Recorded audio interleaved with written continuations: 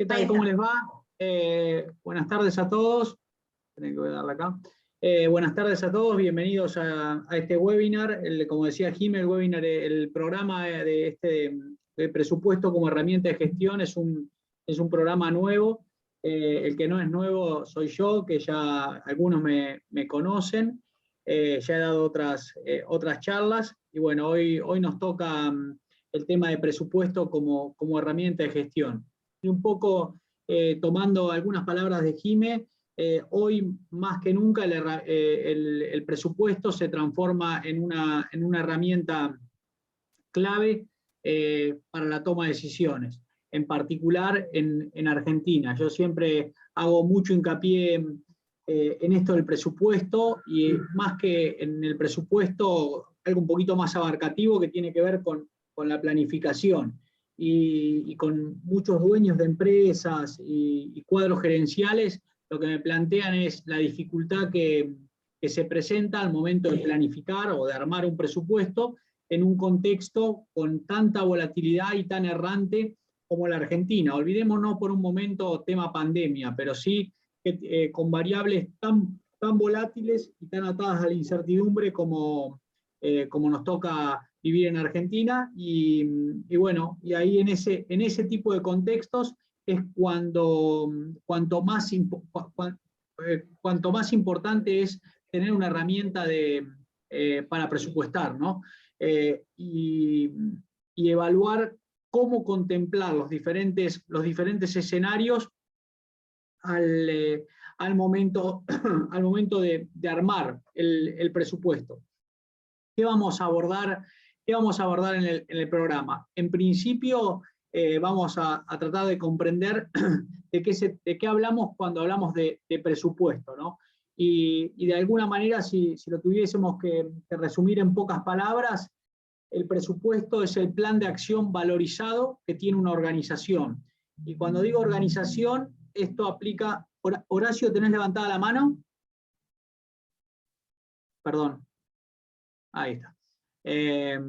No, tengo yo la mano que estoy moviendo, disculpa.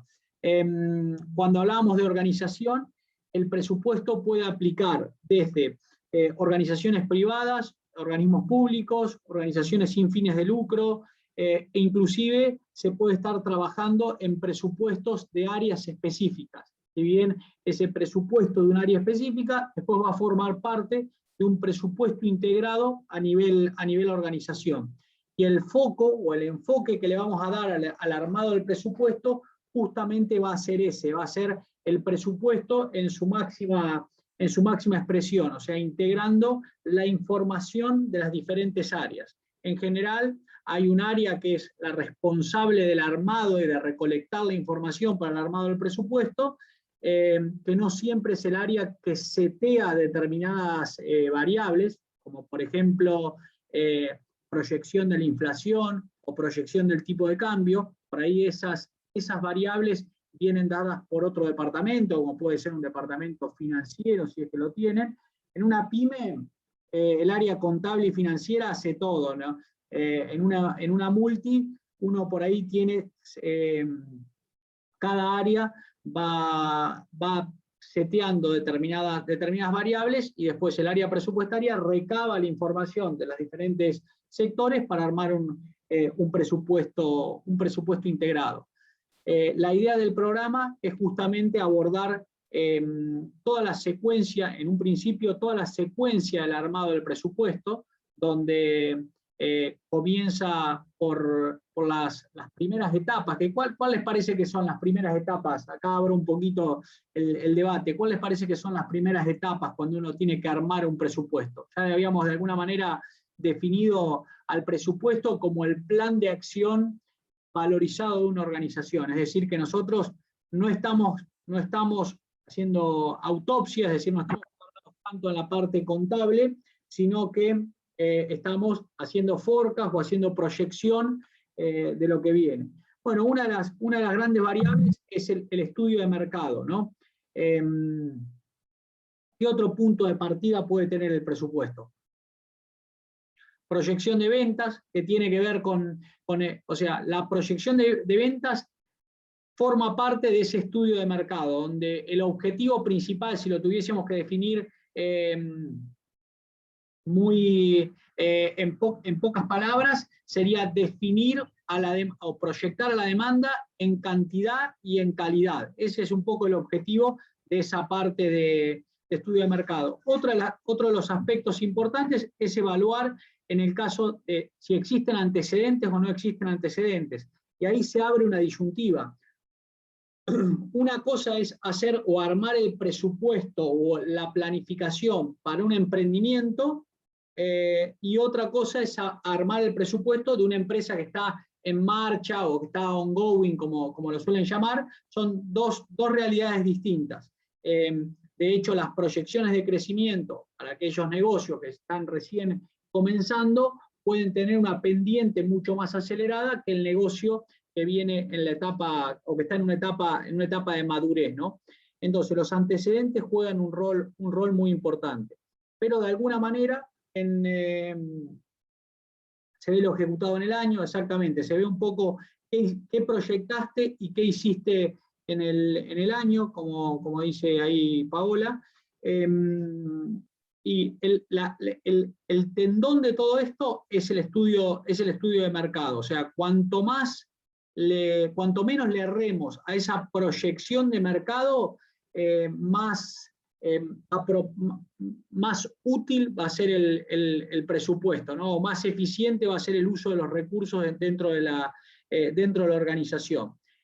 Y la particularidad acá es que uno tiene que definir una variable monetaria y una variable física. Es decir, si vamos a suponer que si esto fuese un producto, uno puede proyectar la cantidad de unidades que piensa vender por categoría de producto, por familia, por grupo, de acuerdo a las distintas ópticas que les va dando. Si esto es un servicio, tendrá que proyectar, no sé, porcentaje de ocupación del hotel, que bueno, no es el ejemplo más agradable hoy en contexto de pandemia, o si es un estudio de abogados, un estudio de consultoría, tendrá que proyectar horas, ¿no? Uno lo que está vendiendo es horas, con la particularidad, la diferencia de producto terminado, en el caso de servicios, es non-stop. Yo cuando pasaron las 6:40 y yo esta hora no la tengo vendida en materia de capacitación, esa hora de alguna manera la pierdo porque yo no puedo estar estoqueando horas. De la misma manera, cuando tengo una sobredemanda, tengo que evaluar qué horas voy a ir tomando y cuál es el costo estratégico de quedarme con una o con otra hora, dependiendo el estadio de vida que esté mi modelo de negocio, ¿no? Entonces, una de las patas importantes para todo esto tiene que ver con el estudio de mercado. De ahí va a salir muchas de las proyecciones relacionadas con ventas. En mercado tenemos variables relacionadas con el modelo de negocio, pero también tenemos variables relacionadas con la macro. O sea, ahí, y esto va a pegar en todo el presupuesto, vamos a tener que definir algún tipo de postura con respecto a la inflación y con respecto a la evolución del tipo de cambio, que tan controlados son en la Argentina, ¿no? Que uno, no sé, antes de tomar el primer mate a la mañana ya sabe cuánto cerró el dólar el día de ayer, o está permanentemente escuchando cuál es la inflación proyectada. Y ahí también vamos a tocar temas en el programa respecto a, bueno, qué postura adopto con respecto a la inflación y de dónde obtengo la información. Por ejemplo, yo armo el presupuesto de una desarrolladora inmobiliaria y hay insumos que aumentan 10%, por ejemplo, el vidrio este mes aumentó un 12% en el mes, o sea, en un mes el 12%. Y uno puede decir que yo en mi presupuesto, como un escenario muy pesimista, puedo proyectar un 60, un 70% de inflación. Y resulta que hay bienes que están aumentando a razón del 10, 7, 8%. Y esto también es adoptar una postura de acuerdo a cuál va a ser la inflación y cómo se van a comportar mi modelo de negocio con respecto a la inflación. Porque hay modelos de negocios que son que tienen una correlación positiva, es decir, que cuando hay más inflación se le puede trasladar más a precio, y hay otros que no tienen esa correlación perfecta, es decir, puede haber una inflación o puede haber una devaluación y vos no podés trasladar esa devaluación a precio, con lo cual te quedás, al no poder trasladar, tenés, ahora vamos a hablar de los costos, tenés egresos que sufren el impacto del tipo de cambio y tenés ingresos que no le podés trasladar el traslado a precios. ¿Y eso cómo repercute? Bueno, repercute en una disminución del margen de rentabilidad y en algunos casos pone o genera un estrés financiero dentro del modelo de negocios. Es decir, ahora por ahí vi que comentaban con respecto a los costos y demás. Sin duda, acá como marcaba Débora, hay que evaluar las necesidades de corto, mediano y largo plazo. Entonces, ahí va a haber jugadas que tienen que ver con el corto, con el mediano y con el largo plazo. Por ejemplo, calendarización de inversiones, son orientaciones de mediano y largo plazo. Les pongo ejemplos concretos, ¿no? Un proyecto, el armado de un presupuesto de un proyecto de litio. Hoy ese proyecto se encuentra que está usando el 20% del presupuesto proyectado. ¿Por qué? Porque los inversores son de afuera y con la inversión en dólares rinde mucho para el presupuesto. La complicación probablemente esté cuando el proyecto esté en la fase operativa, donde empieza a haber riesgos de, no sé, una retención, un cupo a la exportación, algún tipo de traba para la exportación de litio. Entonces, dependiendo también la fase en la que está, la macro te juega a favor o te juega en contra. Y hoy, enfocado en las necesidades de corto, tenés una subejecución, o sea, los accionistas, como marcaban por ahí, los accionistas están contentos. Vamos a ver si esa alegría le sigue durando cuando el proyecto pase de la fase de inversión a la fase de operación o de ejecución, ¿no? Antecedentes, bueno, esto con respecto a la fase de la proyección de mercado. Después hay toda otra fase que tiene que ver con la parte de costos fijos y costos variables. Que de vuelta, y esto también es muy interesante, existen dos mercados. Un mercado de salida, que es el mercado donde uno presta los servicios o entrega el producto, y tenés un mercado de entrada, que es el mercado donde se negocian los costos de los factores de producción.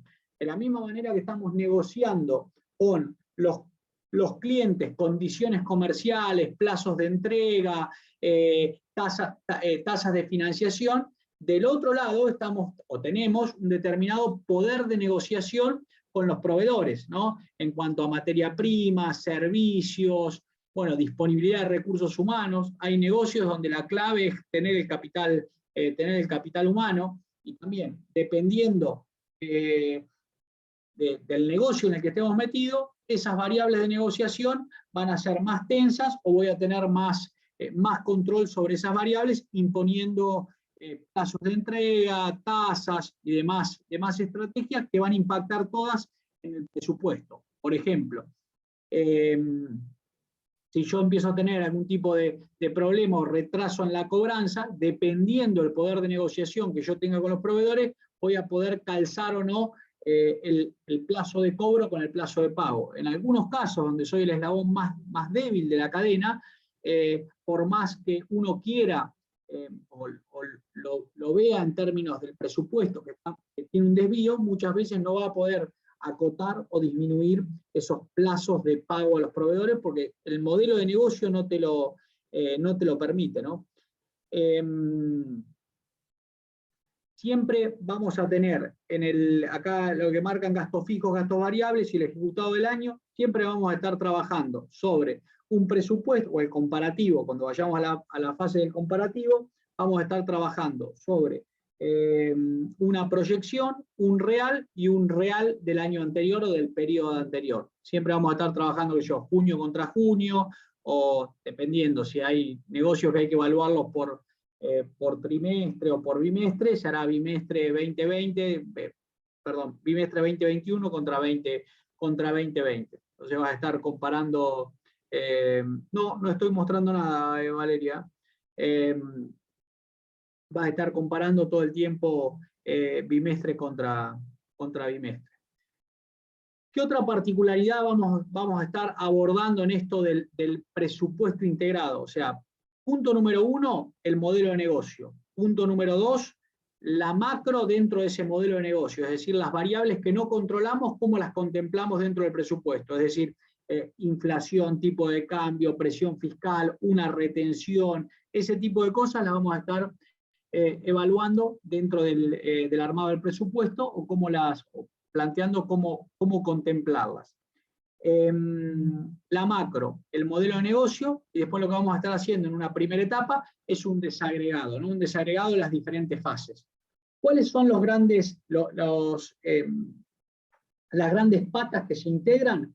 Tenés la parte económica, la parte financiera, o sea, uno tiene un presupuesto o diferentes presupuestos económicos. A la miércoles. ¿Sí, Andrés? ¿Te iba a decir algo? No, se te escapó el micrófono. Uno tiene un presupuesto económico, después va a haber una serie de presupuestos financieros, y después lo que va a haber es un balance proyectado, es decir, uno espera tener en cada uno de los rubros patrimoniales o de la estructura patrimonial, un balance proyectado. ¿Cómo se integran estas cosas? Por ejemplo, del presupuesto de ventas, esto va a tener un impacto directo sobre un presupuesto económico, que van a ser las ventas proyectadas. Pero a caballo de esas ventas proyectadas, vamos a tener que proyectar un presupuesto de cobranzas, y eso claramente no va a impactar sobre las ventas, sino que va a impactar sobre lo financiero. Financiero también, para resumirlo, es la cuenta del almacenero, es el flujo de fondos, ingresos menos egresos.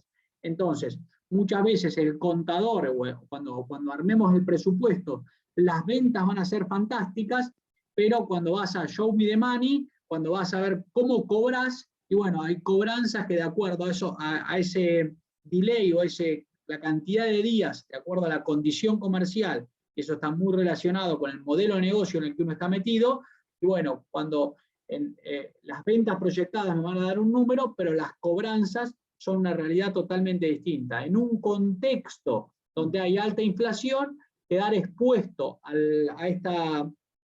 la variación de tipo de cambio y al impacto de la inflación, bueno, puede llegar a representar que uno se funda trabajando. Esa es un poco la realidad, ¿no? Y en un contexto de alta inflación, se pueden estar sobreestimando las ventas, porque al buscar protección o refugio con respecto a la pérdida del valor del dinero, tenés ventas extraordinarias que en otro contexto no las tenés. La razón de fondo no es por la competitividad, sino puede ser por dos razones. Primero, por una ventaja comparativa. ¿Qué quiere decir esto?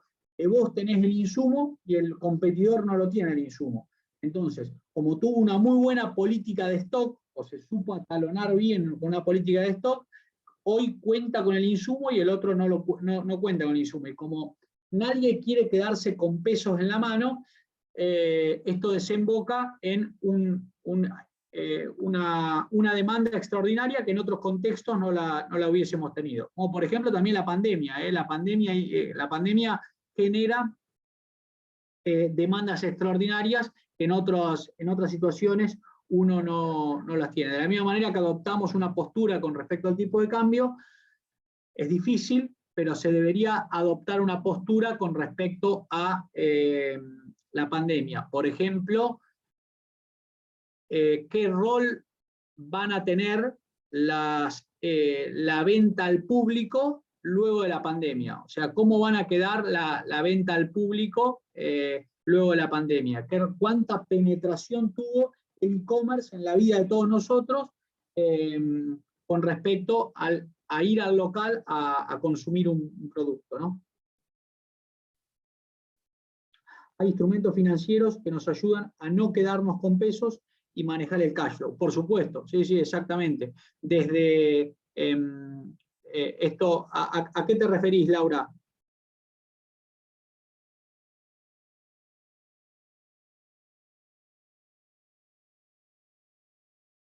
Laura.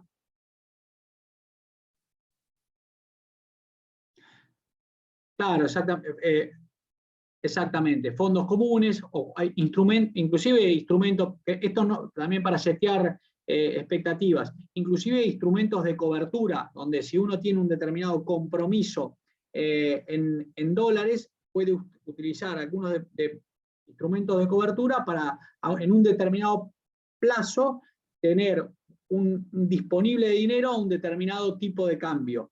Después el tipo de cambio puede estar más alto o más bajo, pero lo que yo estoy buscando no es ganarle al mercado, sino que es cobertura de riesgo, como se lo suele llamar. Lo que estás buscando es hedgear, ¿no? Estás tratando de cubrirte un riesgo determinado, como por ejemplo volatilidad del tipo de cambio, ¿no? Por eso, con esto de los con este contexto de alta volatilidad, el futuro de dólar podría ser un instrumento, ¿no? Pero también puede ser un bono, un fondo común, dependiendo qué quieras cubrir, si querés cubrir el corto, el largo plazo y cómo lo querés cubrir. Pero también para setear expectativas, acá no vamos a estar hablando de mercados derivados, opciones, futuros. Ese tipo de cosas no lo vamos a estar cubriendo en el curso. El curso se va a enfocar, o el programa se va a enfocar en lo que sería el armado del presupuesto, las diferentes variables del armado del presupuesto, cómo va pegando cada parte del presupuesto, es decir, presupuesto de ventas, presupuesto de producción, presupuesto de gastos, presupuestos de inversiones, en estas tres patas, en el presupuesto financiero, en el económico y en la estructura patrimonial, y después va a haber otra pata del programa que está enfocada a toda la parte de control presupuestario. La parte de control y los indicadores que se generan a partir del control presupuestario. El control presupuestario no es otra cosa que comparar lo que yo tenía proyectado versus lo que hice y analizar dos grandes tipos de desvíos. Yo siempre digo, o culpás al contador o culpás al ingeniero. Es decir, vas a tener desvíos en términos de, o sea, vas a tener desvíos generales, por ejemplo, proyecté vender 10 y vendí 15, o proyecté gastar 5 y gasté 3, vas a tener un desvío general, y ese desvío se va a poder desagregar o buscar un culpable en cuanto a el desvío precio o el desvío cantidad. Va a haber un desvío cantidad, que se dice que es el desvío del ingeniero, o un desvío monetario, que es el desvío precio, que es el desvío del contador. En un contexto inflacionario, encontrás los dos tipos de desvíos. Vas a encontrar, por ejemplo, crecimientos de ventas exagerados, en general no producto de que vendiste una mayor cantidad, sino producto de la dispersión de precios que existe, y también vas a encontrar situaciones donde se te fue a la miércoles la cantidad, o por ejemplo en el stock encontrás sobrestock. Y vos decís, pucha, ¿cómo sobrestock? Si el financiero siempre me dijo que tengo que trabajar con un stock mínimo, y bueno, lo que vas a encontrar es que muchas veces, al no aplicar estos instrumentos financieros, las diferentes estrategias para protegerte contra la inflación es sobreestoquearte. Y al sobreestoquearte es una manera de resguardar o de buscar algún tipo de protección ante la incertidumbre. Y esto también depende, acá, ¿qué hecho clave vamos a tener que presupuestar? Vamos a suponer que mañana tenemos que arrancar un presupuesto. ¿Cuál es el hecho más importante a presupuestar de acá a diciembre? Además de la pandemia, el devenir de la pandemia, que no es una cuestión menor. ¿Qué otro aspecto fundamental tenemos que tener en cuenta? Totalmente, exactamente. Las elecciones son el nodo de incertidumbre, ¿no? O sea, fíjense cómo vienen las variables macro, ¿no? O sea, una variable, un dólar que venía acelerado, este año viene en punto muerto y retrasado, con un nivel de precios que está explotando. O sea, el nivel de precio del aumento de las cosas mensualmente es abismal. Estamos en un contexto muy parecido al de, parece la prehistoria, ¿no? Pero el contexto última etapa de Cristina, Scioli-Macri, cuando tenías un dólar haciendo, esta la palabra cheta, esto se llama crawling peg, haciendo microdevaluaciones, un dólar oficial, y una inflación galopante que venía todos los meses con incremento de precios que meten miedo cómo crecen los precios. Eso provoca algo, y es que la Argentina se vuelve cara en dólares. O sea, el turista compra menos bife, o consume menos bife de chorizo con la misma cantidad de euros o de dólares, ¿no? Y a nosotros empezamos a evaluar que ciertas cosas están más baratas en tienda mía, con el flete, con todo, que comprarlo en Argentina. Eso es a la Argentina la pone cara en dólares. En algún momento tiene que ajustar ese desvío. Y claramente acá lo que se está, no sé si priceando, pero es el nodo de incertidumbre, son las elecciones, ¿no? Después de las elecciones es otro partido, ¿no? Para el presupuesto. Por eso, cuando se arma el presupuesto, ¿qué tenés que hacer? ¿No hacerlo? No. Tenés que armar dos escenarios. Un escenario con un cuadro electoral y otro escenario con otro. Por lo menos eso es lo que hago yo. Proyectar las variables o sea, armar presupuestos en la Argentina es casi ser Nostradamus. No esperen que después del programa de presupuesto puedan hacer un presupuesto de manera certero, porque si bien la técnica es una técnica que la vamos a estar debatiendo y que tiene una metodología, lo difícil es pegarle en el número. Acá, y créanme, yo estoy todo el tiempo proyectando con mercados, con las variables financieras, y la macro argentina te lleva puesto constantemente. Esa es un poco la realidad, ¿no? Entonces les decía, el presupuesto va a estar, o el armado del presupuesto va a estar, o el programa va a hacer hincapié en estos tres grandes focos: presupuesto económico, presupuesto financiero y la parte de balance proyectado. Y después va a tener otra etapa que tiene que ver con todo lo relacionado con control presupuestario, diseño de metas, indicadores presupuestarios, cuáles son los principales indicadores presupuestarios, como puede ser, no sé, liquidez, días de cobro, días de pago, días de stock en aquellas organizaciones donde tengan stock, liquidez, cobertura, o sea, una serie de indicadores que esto también, algunos son clásicos y otros son propios de cada modelo de negocios. Vivimos en crisis, es sistemático. Exactamente. Exactamente, es tal cual. Ahí lo que marca Laura es cierto. Tenés un contexto que, o sea, ¿cómo le das poder de fuego a lo del dólar? Es con dólares. Y hoy tenés otra variable que es precio récord de la soja, ¿no? Entonces tenés poder de fuego, ¿no? Organismos públicos, trabajamos mucho con el ejecutado del año anterior. Exactamente. Y acá, Paola, en organismos públicos también tenés una variable que es imposible descartarla, que es el hecho del contexto político, porque de ese presupuesto público, del presupuesto anual, se disparan negociaciones con sindicatos, con diferentes fuerzas que hacen que esto juegue de otra manera, tal cual. Y muchas veces, si uno dice, bueno, tengo que tomar algo como referencia, de acuerdo a la credibilidad que tienen las instituciones, uno puede confiar más o menos en las proyecciones, ¿no? Proyección de inflación, de tasa de interés, qué sé yo. ¿Por qué la Reserva Federal de los Estados Unidos o la Fed tiene esta credibilidad? Y porque no están tan prostituidas las instituciones. Es decir, cuando sale el banquero central, el resto de los mortales le creemos al banquero central. En cambio, en Argentina, cuando se setean expectativas de inflación, expectativas de tipo de cambio, y después, de acuerdo a la experiencia, uno lo compara contra la realidad, uno se da cuenta que dista mucho de la realidad. Entonces, es decir, pucha, tomo eso más cuánto, porque eso de alguna manera es una estrategia para setear o comenzar a negociar con los sindicatos. Por ahí no es el view macro que están esperando la mayoría. Y con respecto al view macro, también tenés que ver a qué encantador de serpiente empezás a seguir. O sea, decís, che, ¿qué me pongo? ¿Me pongo más del lado de una corriente? Nosotros damos una charla que se llama ¿Cómo leer noticias económicas?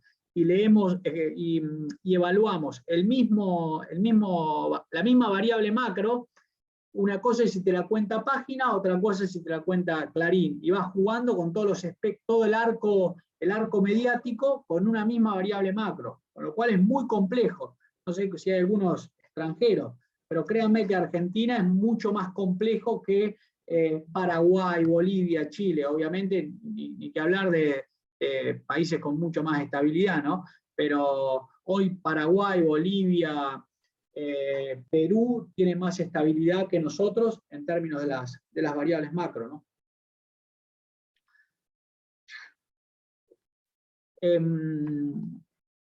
Entonces, ¿cómo está articulado? Tenemos el armado del presupuesto por un lado, presupuesto para empresas de servicio, para empresas de producción, y después tenemos otra parte que tiene que ver con todo lo relacionado a control presupuestario, que básicamente es el análisis o la selección de aquellos indicadores que se van a utilizar para el seguimiento y la justificación del presupuesto. ¿Alguno de ustedes está trabajando actualmente en el armado de los presupuestos? Ahí abran cámara o micrófono, lo que quieran. Gerardo, buenas tardes. Yo trabajo en lo que es armado de presupuestos. En realidad yo lo que hago es consultoría a pequeñas empresas, pymes o emprendedores. Y creo que el desafío más importante, al menos en mi caso, es mechear todo lo que es la parte oficial con la no oficial, que no es un detalle menor, la verdad. Sí, sí. Esa parte, y también, por lo menos, yo en la cartera de clientes tengo pymes que son pymes, pero facturan mucho, y es ponerlas en el régimen de seguir un presupuesto, o sea, tomar el presupuesto como una guía y una herramienta.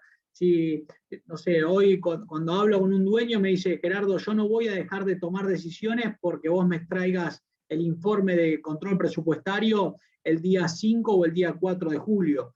Esto sigue caminando y muchas decisiones yo las tomo sin mirar el presupuesto. Entonces, me parece que otra de las variables importantes para aquellos que trabajan en asesorar con respecto a estos temas es, bueno, ir evangelizando y convencer de la utilidad de la herramienta, ¿no? De que le empiecen a dar bolilla y que no vean el presupuesto, algunos lo pueden, que muchas veces puede tener este rol, como una herramienta para conocer, para obtener o presentar la carpeta de un banco, para obtener una línea financiera, sino que vean el presupuesto, que puede ser una utilidad, pero que vean el presupuesto para poder seguir y medir la gestión y evaluar el desempeño, y utilizarlo como la parte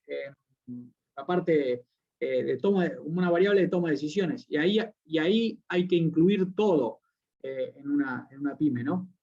Nuevos proyectos. Lo sigo en esa moneda, perfecto, sí, tal cual.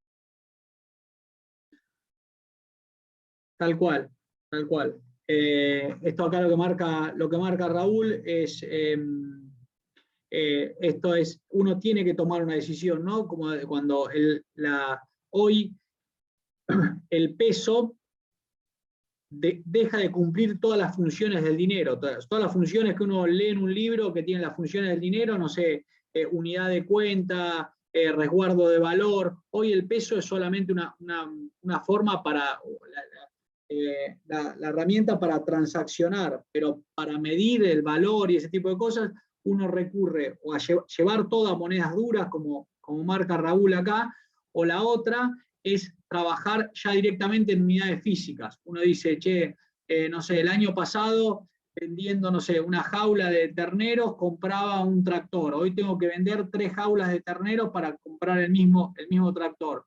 Y estoy duplicando la venta. Quiere decir que en términos de crecimiento real, estoy decreciendo en vez de crecer, ¿no? Finanza personal, y con mi equipo creemos justamente exactamente, tal cual. Eso y la forma, lo que marca Laura, la forma de evangelizar es mostrando el impacto que tiene apoyarse muchísimo en la parte financiera. ¿Qué digo? ¿A qué me refiero con impacto? Son los ahorros que uno tiene o los costos o los beneficios que tiene por trabajar de manera ordenada. Por ejemplo, si uno puede proyectar y ordenar, no sé, vencimientos, muchas veces te ahorrás descubiertos, costos financieros, rechazos de cheque, tenés un montón de gastos o externalidades negativas que uno no los tiene contemplados hasta porque están disfrazados uno dice, no, vendo con margen. Sí, pero si vendés con margen y después trabajás con un descubierto en el banco o ese tipo de cosas, te termina comiendo o golpeando la rentabilidad, ese tipo de cosas. Además de los reprocesos que genera, ¿no? Exactamente, sí. Pasa que también, Laura, por lo menos mi experiencia es que muchas veces no es compatible el espíritu emprendedor con el orden y la metodología de un presupuesto. Es por eso que está bueno que laburen los equipos, que laburen en equipos, esté el visionario o el tipo que empuja, el que está pensando en hacer negocios, y el otro que de alguna manera es la persona más racional, con los pies un poco más en la tierra, y tratar de bajar a números las dos cosas. Por sí solas muchas veces uno tiene riesgo de volcar, porque se manda y quiebra, y el otro, el que es con mucho método, con análisis, o sea, yo me incluyo más de este lado, te volvés tan racional o tan gallina que terminás por no hacer nada. Porque hasta que no tenés el presupuesto, el Excel, los gráficos, las variables, todas proyectadas, todas forecasteadas, terminás en la inacción, o sea, sin hacer nada. Por eso es importante. No, pero también la educación financiera pasa por ejemplo, ponerle nombre a las cosas. Por ejemplo, un ejemplo súper común, el comprar un vehículo y verlo como una inversión, cuando es un gasto. La realidad es esa. Por donde lo mires. Bueno, a veces hablar de esas cosas que uno tiene tan naturalizadas es una forma de brindar educación financiera, ¿no? De poder salir de las dinámicas de hace 20 años que hoy no sirven y que por no enterarse, por no conocer nuevos vehículos, la gente muere ahí y por eso muchas veces fracasa, teniendo las herramientas, pero no sabiéndolas poner en su lugar. O sea, el martillo que le dé ese clavo. Bueno, de eso se trata también. Tal cual. O decir, che, salgo corriendo a comprar 10 paquetes de yerba, y ese tipo de finanzas personales que uno piensa que se está cubriendo en algunas cosas y después cuando haces el número fino no es tan así como parece. Pero sí, es excelente. Está bueno. Perdón que interrumpa. Quería hacer una aclaración, sobre todo a Laura, que acaba de escuchar. Ella muy bien dijo algo muy cierto, relacionando, por ejemplo, el vehículo con un gasto, ¿no es cierto?, que no es una inversión. Vale la pena aclarar, me parece, con total humildad, depende de qué enfoque se lo mire, porque si es para uso particular sería correctamente un gasto, si no es para uso particular puede ser una inversión, obviamente es amortizable, depende de qué lado estemos mirando, ¿no es cierto? Vuelvo a repetir, puedo tener una flota de vehículos y obviamente va a ser una inversión porque está relacionada con un ingreso. Correcto. Si no está relacionado con un ingreso, es un gasto. Sí, yo creo que por ahí,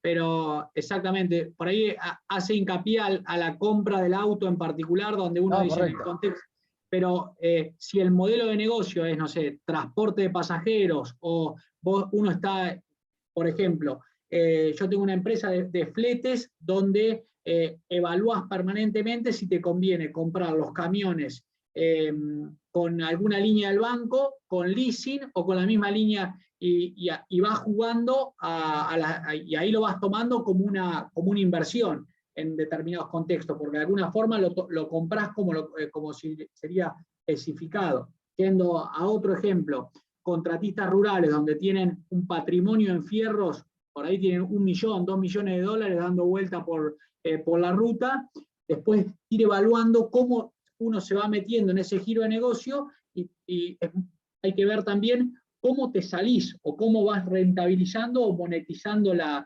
inversión, porque muchas veces no todo lo que brilla es oro, ¿no? Cuando uno ve el despliegue en maquinaria y 4x4 y ese tipo de cosas, tenés que ver la rentabilidad que tiene eso a lo largo del tiempo. Pero sí, coincido con vos que vale la aclaración que depende si uno lo está mirando como un negocio o como el auto para el uso del auto dominguero, ¿no? Dice, no, me compro el autito y con la inflación me parece que por ahí Laura apuntaba más a ese, ¿no?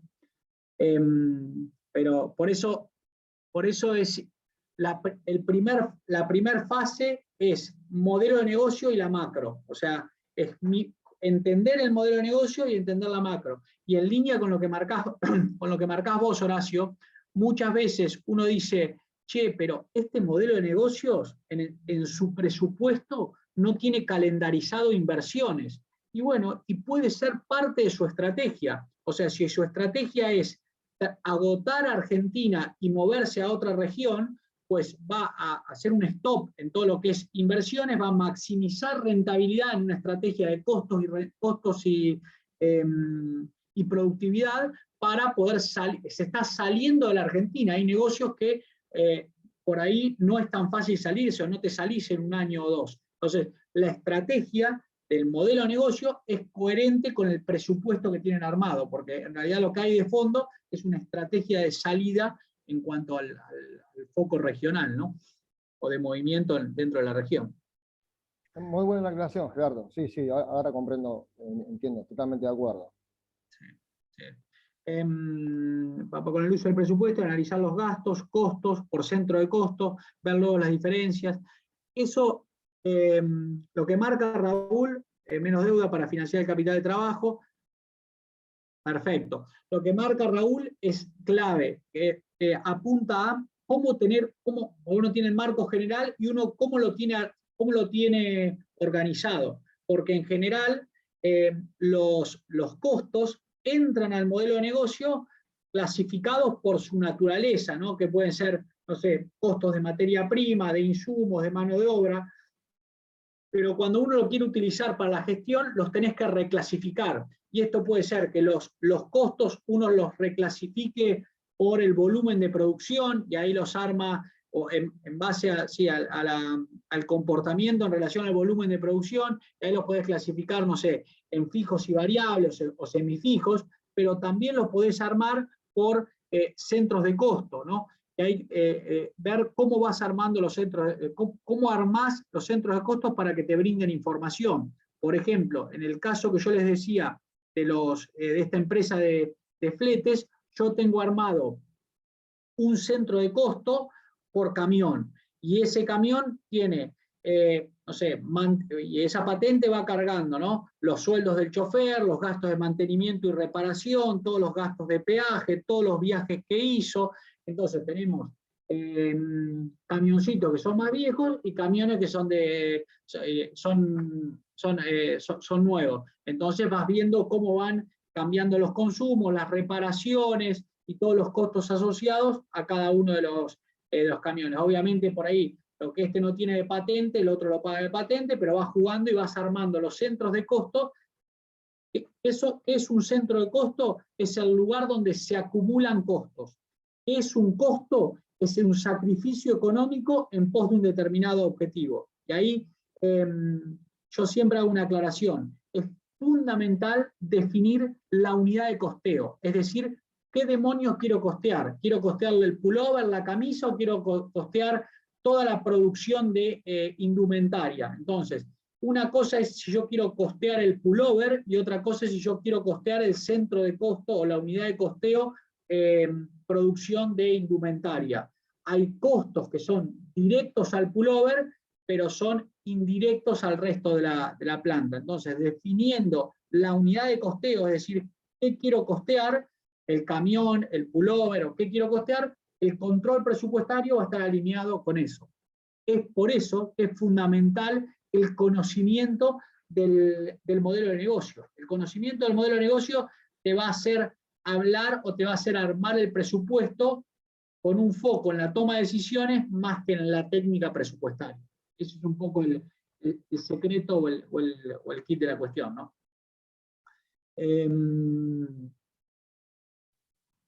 Hay presupuestos que casi, no les digo que no tienen importancia, pero que son muy difíciles de hacer el control mes a mes. Por ejemplo, en siembra, cuando uno hace un plan de siembra o el presupuesto de siembra, vos tenés un rinde esperado y tenés la variable climática como factor no controlable y el precio del cereal como factor no controlable. Y a eso le metés diferentes insumos que en general están dolarizados, le metés costos de laboreo, y lo que vas teniendo es, por lo menos lo que vamos haciendo nosotros, es una trazabilidad donde de ese rinde esperado, esto lo hacen los ingenieros, los controles, y van controlando y van diciendo, che, el rinde esperado subió o bajó de acuerdo a cómo va evolucionando o cómo va haciendo la trazabilidad del cultivo, es decir, desde que lo plantaste va creciendo y tiene diferentes expectativas. Claro, exactamente. Exactamente, tal cual. Y más en Argentina, Laura, esto es buenísimo lo que pones. Hay modelos de negocio que no te conviene crecer. Acá voy a hacer dos notas de colores, por ahí me extiendo un poquito más. Uno es, hay modelos de negocio que no te conviene crecer. Volviendo al caso de los camiones. Tenés un camión, tenés 2 camiones, tenés 3 camiones. Cuando tenés un determinado número de camiones, tenés otro costo que es el costo sindical. Entonces ahí se empieza a jugar otro juego. De la misma manera que el tipo que vende por Mercado Libre, a determinada escala, puede jugar. Cuando asoma un poco la nariz, ya empieza a jugar en otra liga. Y créanme, que ustedes lo deben saber, pasar de la liga monotributo o pasar de la liga banquina a monotributo y de monotributo a responsable inscripto, esto es como el círculo del infierno de Dante. O sea, cuando pasás de monotributo a responsable inscripto, ya es un salto al abismo. Esa es la realidad. Entonces, hay modelos de negocios que no sé si no te conviene crecer, pero uno los piensa con una determinada proyección y tienen una escala. O sea, el flaco que trae cosas de Estados Unidos, que va y viene y viaja, eso tiene una escala, porque uno no le puede dar un determinado vuelo. Tenés una escala determinada. Entonces, plantearlo como un crecimiento ilimitado es mucho más complejo. Eso por un lado. Y por el otro lado, esta es la frase: lo que asusta no es la altura, sino la pendiente. De vuelta, lo que asusta no es la altura, sino la pendiente. Hay negocios que cuando uno le piden un determinado volumen, ejemplo, yo quiero entrar en Brasil, quiero venderle al chino el portamina, y cuando China te coloca un pedido, te das mordiendo la banquina, porque en general el pedido es muy grande y la venta te estresa todas las otras variables, o sea, te estresan los stocks, los costos, los pagos de salario, y el delay en la cobranza te hace boquear. Y ni te digo si un contenedor te queda en el medio del agua. Entonces, eso lo que te hace es que la altura, o sea, el crecimiento, te jugó en contra con respecto a tu estrategia de negocio, haciendo que algo que parecía ser súper tentador en la proyección de venta, financieramente te destruye. Bueno, y esto lo he trabajado con FEMSA, esto tiene un nombre, esto de volumen y rentabilidad, en términos técnicos es elasticidad, pero si lo quieren poner más en el llano, es la sensibilidad. O sea, si yo bajo precio, ¿cuánto tengo que aumentar de volumen para no dañar la rentabilidad total de mi negocio? Y en general dicen que por cada punto que vos bajás de precio, tenés que duplicar el volumen para mantener rentabilidades. Por eso que no siempre es bueno bajar precio. Pero ojo que esto de costo, markup, precio de venta, es un cuento chino. O sea, son muy pocos los que pueden armar el precio de su producto con costos, más el margen, más el precio de venta. En general, el precio de venta lo pone el mercado, de acuerdo a la cantidad de jugadores que hay. Hay algunos jugadores que son formadores de precio, pero en algunos casos, en la mayoría de los casos no lo pones vos al presupuesto. Presupuesto mensual en servicios. ¿A qué te referís, Mónica, con esto? Presupuesto mensual en servicios serían... Me refiero a cómo estaría dado, buenas tardes, el presupuesto en una situación donde no hay un proceso productivo, donde somos prestadores de servicio. Tal cual. Por ejemplo, esto es de acuerdo, primero, también es muy buena la pregunta. Primero es, ¿cómo priceás? Es el primer punto, ¿cómo priceás? Y esto depende cuánto recorrido tengas. Cuando arrancás, querés pricear, muchas veces priceás por hora, es decir, cómo pones el precio a tu valor. Vos podés pricear por hora. Después te das cuenta que es un dolor de cabeza, cuando no tenés estructura, estoy hablando, ¿no? Armar un reporte de horas que genera, o por lo menos a mi entender, es un dolor de cabezas. Entonces, ¿qué sería tu mundo ideal? Tu mundo ideal, vos sabés que tenés una serie de gastos o de costos que afrontar mensualmente. Entonces, tu mundo ideal es tratar de aparear esos gastos con esos ingresos. Entonces, en los ingresos, uno debería estar o buscar una parte fija y otra parte variable. La fija, les digo cómo lo armo yo, la fija es meterlo en un abono, ¿no? Y meter los clientes en un abono, en un ciclo de proceso, donde vos le decís, che, te ofrezco mi servicio 5 meses, 6 meses. Entonces ya de alguna manera, con cierta antelación, uno sabe que tiene que salir a buscar nuevos clientes en la cartera, o venderle el programa de intervención como un año, ¿no? Pero lo vas metiendo en un esquema de abono, para darte cierta certeza del dinero que vas a contar vos a fin de mes.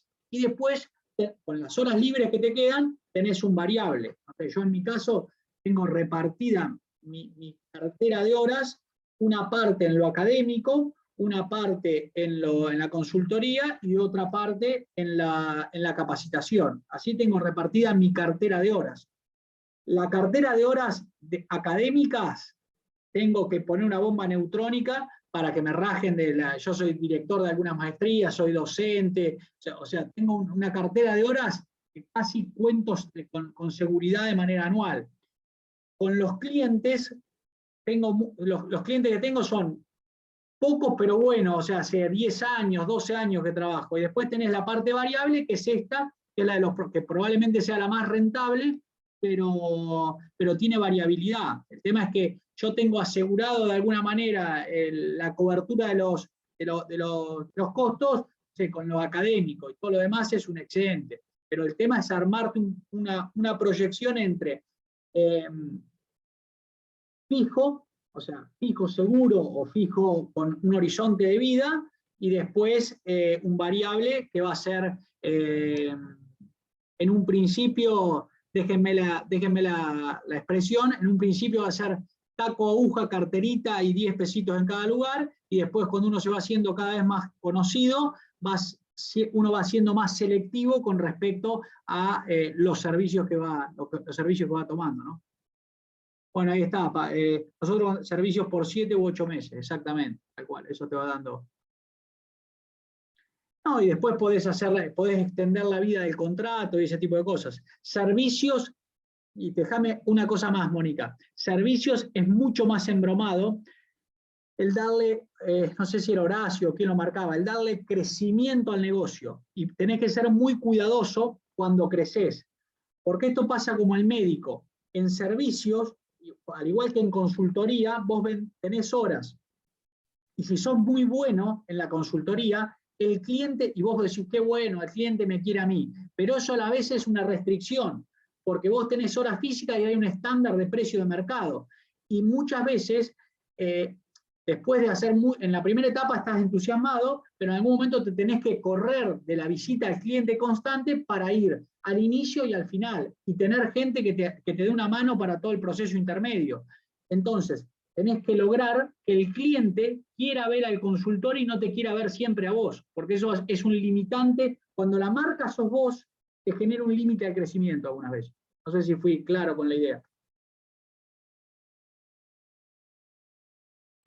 Sí, súper claro. De hecho, validas mucho de las acciones que tomamos. que es un poco la idea, ¿no? Tenemos contratos por ahí a 1 año y se van reafirmando de esa manera, ¿no? Como para darle cierta calidad de fijo. Y ahí te tiré otra pregunta de qué recomiendas tú para el tema del ajuste de la hora, del honorario, ¿no?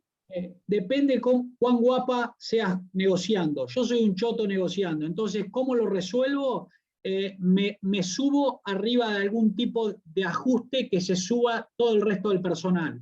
Por ejemplo, ajuste por empleados de comercio, ajuste por... Yo me subo arriba del incremento del grupo de personas. Y ahí salgo de estar negociando todo el tiempo con el dueño de la empresa, algo que en mi caso me resulta incómodo. Entonces ya lo seteo de antemano.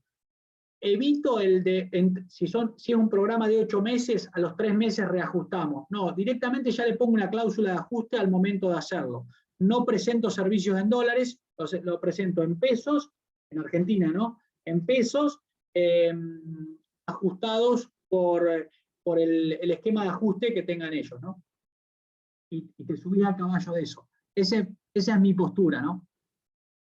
Perfecto, gracias. Excepto que seas Peter Drucker, ¿no? O sea, si sos Peter Drucker o si sos el capo en un determinado tema, es dólares por adelantado, las condiciones las pagás, las vas poniendo vos.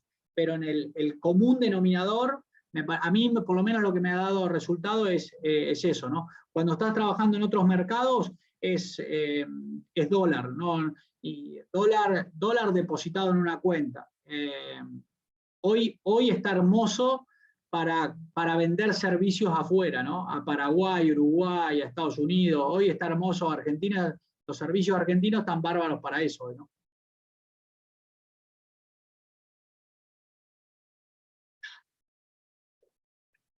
Tal cual, pautar, perfecto. ¿Alguna otra duda? Me quedó una duda con lo que dijiste recién, Gerardo, es más que respecto a esta capacitación, respecto a lo profesional. ¿Cómo haces para vender servicio a Paraguay y Uruguay? ¿Cómo te haces conocido allá? Y primero buscas, por ejemplo, yo tengo mi cuñada que trabaja por una empresa en Estados Unidos, y primero buscas las búsquedas, vas buscando en buscadores de Uruguay, y más ahora con el tema de teletrabajo. Primero hacer las búsquedas en buscadores de afuera. Y segundo, cuando te contratan, ellos inclusive te abren la cuenta y cobras afuera, ¿no? Y después ves cómo traes la plata por algún instrumento, o PayPal, o de hecho hay plataformas que te podés traer la plata de manera legal, ¿no? ¿Qué clase de servicios, Laura? Los servicios tienen que ver más con tecnología de la información, ¿no? Todo lo que es software, ese tipo de cosas, hoy explotan en Argentina.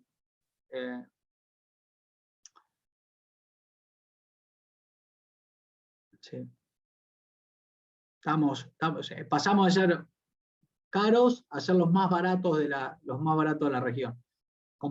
Por el momento, muy buen nivel de formación tenemos. También pasa lo contrario. Por ejemplo, no sé, yo dirijo una maestría en la Universidad Católica y te explotan los tipos de, no sé, de Francia, Colombia, Ecuador, Perú. Se está dando la época, no te digo la época de Carlitos, pero era cuando es muy barato, más que hoy. Esto va a quedar, el híbrido de la educación virtual, Zoom, todas esas cosas, los viajes corporativos, por ejemplo, cuando uno metía en el presupuesto ir a Miami, a la feria en China, qué sé yo, esto va a cambiar. Probablemente tengas, no sé, un dron que te recorra la feria y después las tarjetas y sea todo virtual y te ahorrás el pasaje, te ahorrás todo. Algún viaje vas a hacer, pero no vas a estar presupuestando viajes de negocio todo el tiempo, ¿no? Esa es la sensación que me da a mí, ¿no? Va a haber un cambio muy, muy grande. Tal cual, los mantenimientos. Tal cual. Sí. Bien. ¿Alguna duda, alguna pregunta? ¿Dudas, preguntas?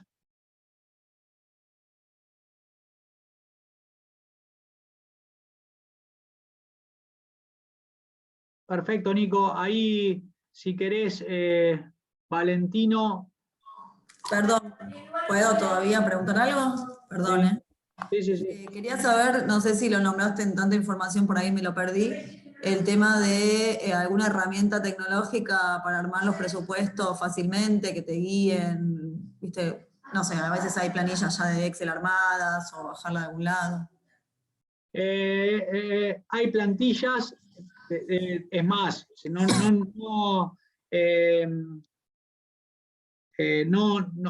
es necesario que hagas el programa. Yo te puedo pasar una plantilla para armado de presupuestos, ¿no? que te puede ir guiando. Después, en formas de presentarlo, podés ir desde un Excel hasta los mismos software que te van mostrando control presupuestario. Hay enlatados que ya tienen un módulo de control presupuestario. Para eso hay que cargar la información, y después podés trabajarlo hasta con, no sé, herramientas novedosas. Todo lo relacionado con Power BI está bárbaro y es muy vistoso, tiene una potencia mucho más grande, tenés mayor agilidad en la actualización de los datos y menor riesgo de error. Y lo que es fundamental en Power BI, por ejemplo, es que liberás liberás tiempo de la cabeza en términos operativos y ganás en tiempo analítico. Perfecto, ahí está, gracias, Valentino. Entonces, que muchas veces la reunión de control presupuestario terminás ahí ajustando los últimos números, qué sé yo, y no tenés tiempo para analizar. Entonces, hay que buscar herramientas que te permitan ir a la reunión con los números más masticados. Esto me ha pasado también, vas con el reporte armado, la presentación, qué sé yo, y el dueño de la empresa te pone 2 cachetazos cuando ni bien comienza la reunión, y cuando pierden credibilidad los números, el tipo ya pierde consistencia en la reunión y entras a dudar con todos los números. Entonces es fundamental conocer el modelo de negocio y cuando te hacen esas preguntas, dar una respuesta rápida al momento de que te hagan las preguntas. Jime, ¿ibas a decir algo? No, iba a decir que ya estamos en horario, porque vos si no seguís hasta las 9 estamos acá, cenamos juntos. Pero bueno, les comento a todos por las dudas que sea la primera vez que nos acompañan, que nosotros siempre que damos un curso nuevo hacemos una charla introductoria para que conozcan al capacitador, la temática que se va a tocar. Nos parece importante esta instancia, así que bueno, esta es la charla introductoria, y ahí en el chat ya Valentino les compartió toda la información del curso. Y bueno, cualquier cosa la quedamos con los mails atentos, cualquier consulta, y Gerardo, como siempre, te súper agradezco tu compromiso y bueno, tus conocimientos. Gracias, Jime. Bien, ahí estamos. Bueno, ahí hay es Power Cursos. Están agradeciendo, sí, el curso es con costo, porque por eso yo aclaraba que recién que esta es la charla introductoria, que es sin costo, y después el curso sí es con costo. Perfecto. Y ahí, Nicolás, vos me pedías el contacto, después si querés te lo paso a través de los chicos de Valentina o Jime, y ya te lo paso a través de ellos. Generalmente Genial. nosotros no brindamos la información privada de los profes, digamos, el contacto con los profes es a través de la Escuela de Negocios, así que cualquier cosa escribime y lo charlamos, Nicolás, no hay problema. Así Ok, que, bueno, igual Gerardo te busqué en LinkedIn ya. Sí, me imagino. Perfecto. Bueno, les agradezco a todos. No sé si quedó alguna pregunta sin responder, pero bueno, espero verlos en el programa. Y muchísimas gracias por todas las preguntas. perfecto, gracias, Gerardo. Gracias, Chau. Jimé. Un Saludos beso, a todos. gracias. Chau, Gracias, chau. Valentino. Gracias a todos por su tiempo.